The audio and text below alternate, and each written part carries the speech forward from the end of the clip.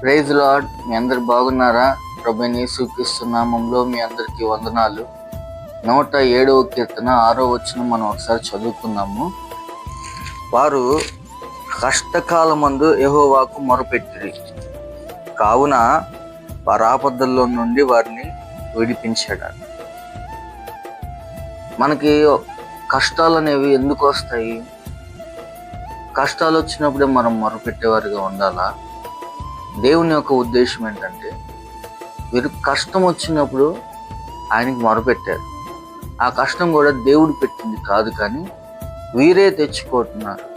ఎక్కడ మనం ఈ విషయాన్ని మనం చూస్తామంటే, కింద 10వ వచనం 11వ వచనం మనం ఒక్కసారి చదువుకున్నాం ప్రియులారా.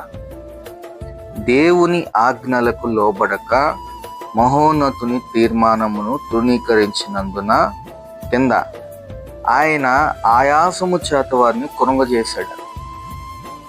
దీనికి ఆయన ఆజ్ఞలకి లోబడేవారిగా ఒక్కరు కూడా లేరు. ఇశ్రాయేల్ ప్రజలు అందరూ ఆయన తిరస్కరించిన వారు. ఆయన దగ్గర మేలు పొందుతున్నారు, కార్యాలు చూస్తున్నారు, కానీ వారు దేవుణ్ణి నిజముగా ఆయన్ని ఆరాధించేవారుగా ఆయన ప్రజలు లేరు. అందుకనే యోహాను సువార్త 1వ అధ్యాయంలో ఏమంటాడంటే, ఆయన తన స్వకీయుల దగ్గరికి వచ్చారు, కానీ ఆయన ఎవరు అంగీకరించలేదు. కాబట్టి దేవుడు ఏమంటాడంటే, కష్టాలు వచ్చినప్పుడు మాత్రమే మనం దేవుని సన్నిధికి రాకూడదు. ఆ కష్టం కూడా దేవుడు పెట్టింది కాదు. మనమే కొన్నిసార్లు దేవుని మాటని తిరస్కరించి ఆయన మాటకు లోబడని స్వభావం వలన కొన్ని కష్టాలను మనం తెచ్చుకోవాల్సి వస్తుంది. దేవుని చిత్తాన్ని వెతికేవారిగా మనం అందరం ఉండాలి. ఆయనకి కష్టం వచ్చినప్పుడు మరి ఆయన పాదాలే పట్టుకోవాలి. అందుకని చెప్పి కష్టం వచ్చినప్పుడు మాత్రమే ఆయన దగ్గరికి రావటం అది ఎంత మాత్రము కరెక్ట్ కాదు.